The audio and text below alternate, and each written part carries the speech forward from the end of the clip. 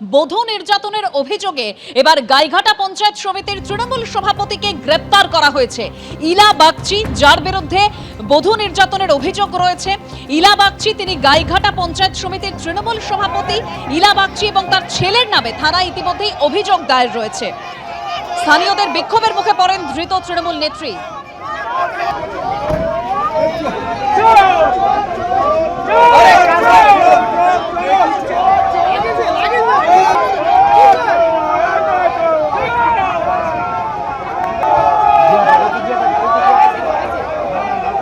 গাইঘাটা তৃণমূলের যে পঞ্চায়েত সমিতির সভাপতি রয়েছেন তাকে ইতিমধ্যেই গ্রেপ্তার করা হয়েছে। ইলা বাগচি, তাকে যখন বের করা হচ্ছিল ঠিক সেই সময় ডিম ছোড়া হয়। বিক্ষোভ দেখান স্থানীয়রা।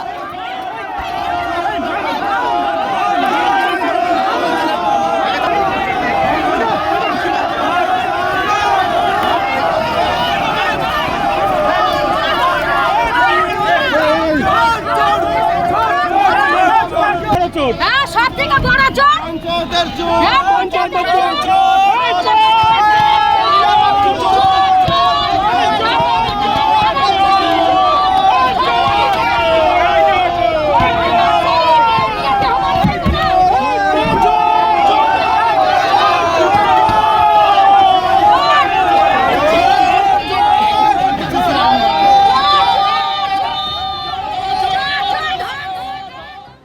অন্যদিকে তোলাবাজির অভিযোগে রায়নার তৃণমূল নেতাকে এবার গ্রেপ্তার করা হলো।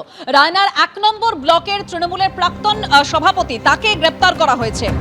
ধৃতের বিরুদ্ধে আগ্নেয়াস্ত্র দেখিয়ে টাকা চেয়ে হুমকির অভিযোগ রয়েছে। দাদা, পুলিশ আপনাকে অ্যারেস্ট করলো কেন? কোথা থেকে ধরলো আপনাকে? পুলিশ অ্যারেস্ট করলো কেন?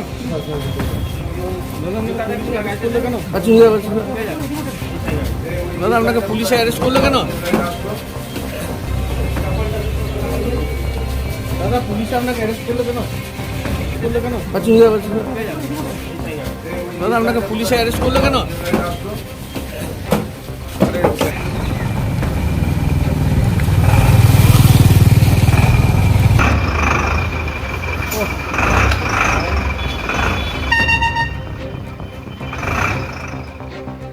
আজ আন্তর্জাতিক যোগ দিবস। রেড রোডে যোগাভ্যাসের সেই কর্মসূচি সেরে গার্ডেন ব্রিজে পৌঁছন প্রধানমন্ত্রী নরেন্দ্র মোদী। দেশীয় প্রযুক্তিতে তৈরি 3টি যুদ্ধজাহাজের উদ্বোধন করলেন তিনি। শ্যামাপ্রসাদ মুখোপাধ্যায় বন্দর থেকে এই 3 যুদ্ধজাহাজ নৌসেনার হাতে আনুষ্ঠানিকভাবে তুলে দেওয়া হলো। যদিও মার্চেই এই 3 যুদ্ধজাহাজ নৌসেনার জন্য প্রস্তুত হয়ে গিয়েছিল, শুধু আনুষ্ঠানিকভাবে এই রণতরীগুলিকে নৌসেনার হাতে তুলে দেওয়া বাকি ছিল। আন্তর্জাতিক যোগ দিবসে নৌসেনার হাতে সেই 3 রণতরী তুলে দিলেন প্রধানমন্ত্রী নরেন্দ্র মোদী।